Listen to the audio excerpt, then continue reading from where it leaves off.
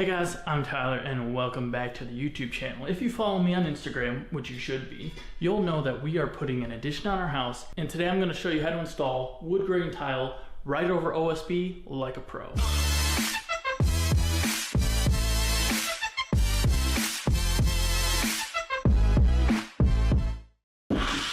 What's a little bit special about this tile floor is it's going directly over an OSB subfloor. Whether you have an OSB subfloor or a plywood subfloor, the first thing you want to do is use a belt sander with a super low grit belt to make sure you have no lips. If you have any dabbles of sheetrock mud on the floor, this is a great time to get rid of those super quickly as well. The reason we're able to go directly over the wooden subfloor is because we are using a product called Schluter DITRA, and here we are measuring up for that. The DITRA is an uncoupling membrane, so the wood and the tile are completely separate from each other. So if there's any shifting in the wood, or let's say a squeak at some point in time, it's not going to cause your grout or tile to crack. Sarah and I laid out the DITRA across the room so that we could work our way back towards the doorway. To put the DITRA onto the subfloor, you need to use a modified thinset, and I'm actually going to be using something called All-Set from Schluter. This keeps the thinset that I'm using within the Schluter family and allows me to use it below and over the Schluter DITRA, which is not typical. I am mixing it up one 50-pound bag at a time in a 5-gallon bucket using my RIDGID mud mixer.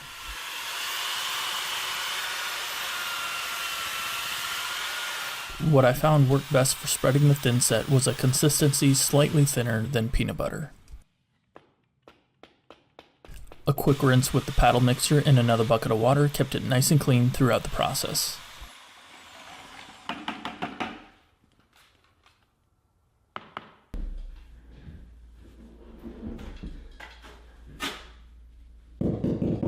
Why do we need to make it pointy? So that we don't want to put it just like that. That's what we want. We want nice straight lines coming all the way out here.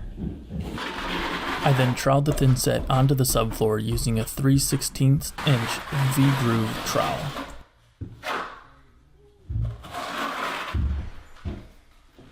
After getting a nice uniform application of thinset, I rolled out the DITRA over my freshly laid thinset and used a grout float to make sure I applied pressure all over the newly applied piece. And I would highly recommend a little helper to follow along behind you to make sure that you clean up any splatter that you might have gotten on the walls. And repeat that process until all of the DITRA is installed. You can actually go back immediately and lay tile over the DITRA if you so wanted. We chose to install all of the DITRA and then follow up in a couple days with the tile.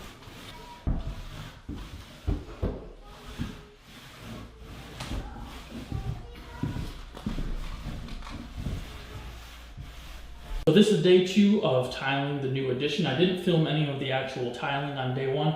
Day 1 was putting down all 300 square feet of DITRA, and that is down, and now we are ready to rock. A couple things that I learned. I needed better knee pads. I picked some up on the way home, so hopefully my knees won't be bothering me so much as I'm crawling around on the floor today. Secondly, I need a bucket of water ready to go. I got one right here with a sponge so I can clean up as I go.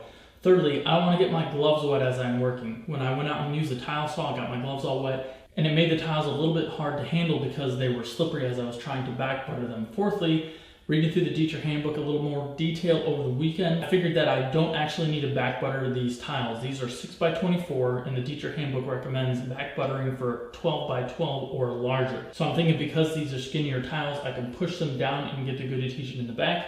I'll pull up the first one and take a peek at the back to make sure we have that good adhesion. My timer right there, our bucket of mud is ready to go after sitting for 10 minutes. We are going to go with the thirds pattern, but we're not going to do it in 2 like this. So I'll do a full piece of tile, then we'll do a third, and then we'll do 2/3 and then back to a full, and it gives a really nice looking pattern. You can see over here, started with a full, 1/3, 2/3, and then we'll go back to the full and start over again. So right now, before I start laying out any mud, I'm gonna pre-cut a bunch of these because these are never gonna change all the way across the whole front of the room.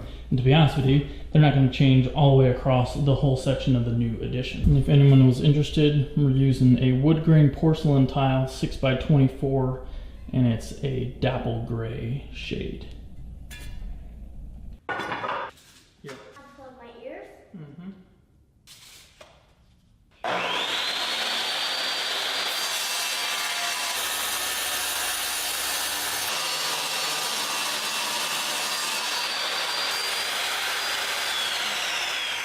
This was actually a relatively easy space to tile since there was no weird angles or circular cuts that we needed to get around. I simply cut all of these pieces for the beginning areas of the tile, and then once we got to the other side of the wall, there was very similar lengths to cut to finish up the rows. To lay down the tile, I threw down a bunch of swatches of thinset, which happens to be the same All-Set that I used before, and the reason I can use this same mortar is because it is within the Schluter family. Typically, you would have to use an unmodified thinset on top of the Schluter DITRA to install the tile. And I'm spreading that thinset using a 1/4x1/4 groove trowel. One of the reasons this Schluter product is so cool and why it's called an uncoupling membrane is if you look really closely at those little squares, they're actually little dovetails. So the subfloor is completely separated from the tile, so if you get any shifting in that subfloor or a squeak later on, let's say, it's not going to cause the grout of your tile to crack. Super awesome. I laid down my tiles, pressed them in to make sure I got good adhesion, and then added my 1/8 inch spacers. I'm also using a product from RIDGID called the Level Max Pro system. That's those little white spigots that you see. Those go underneath the tile. There's multiple different types of those pivots, and those go into different grooves of the tile. Once you get your tile in place, you use these Level Max System A parts to tighten it down and get a perfectly flat floor. I was astounded at how well these worked. We have a perfectly flat floor. A side note is that you can only use them on the larger format tile like these. Once the mortar has set up, 24 hours or so, you simply go back and kick them with your boot to knock off all of the RIDGID Level Max pieces, and then sit back and admire your flat floor.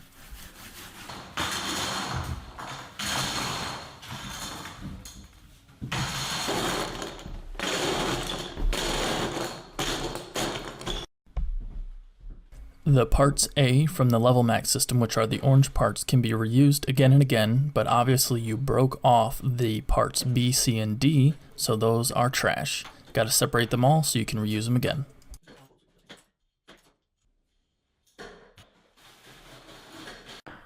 Before moving on to grouting your beautiful floor, you gotta make sure that none of the mortar squeezed up between the tile. There's multiple ways to do that, and I am using a carbide tool from RIDGID to scratch out any of that mortar. And now it is time to grout all of that tile. We are lucky to live close to my family, and we have some free labor from my brothers to come over and help me with this process, and we got it done within 2 or 3 hours. We started out by mixing up a bucket of grout. This happens to be DeLorean Gray, if anyone was interested, and I would say the consistency of this is more like a dry cookie dough versus the wet peanut butter of the thinset mortar.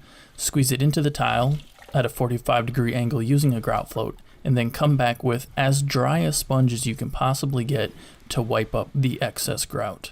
The key to getting up as much grout as you can is to only use one swipe per side of your sponge so that you're not smearing grout over what you're trying to clean. No matter how good a job you might do while cleaning up this first pass of grout, don't be too discouraged because you will have to go back to clean up the haze later on.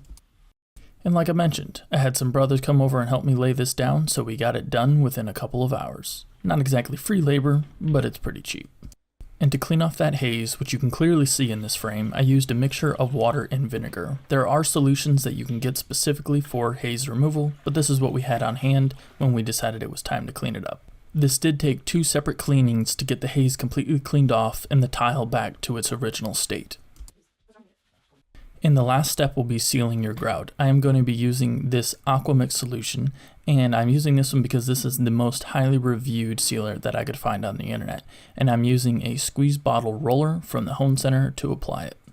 You definitely want to seal your grout. It's usually a step that most people are so close to being done that they either forget about or neglect to do, but you want to do it to keep your grout clean over the long run. And there we are after a couple weeks of being installed with the machines moved in, and there you can see a future project halfway done in the mudroom. Well, there you are, folks. That is a wrap on the tile over OSB flooring project. It was a big project, but the reward was absolutely worth it, and I hope this video helps out some of you guys if you're ever in a situation like this. Please hammer that thumbs up button, helps us out a ton and gets this video in front of more eyes. And be sure you hit that subscribe and ring the bell so you never miss when we upload a new video. I'm DIYTyler, and you guys have a good one.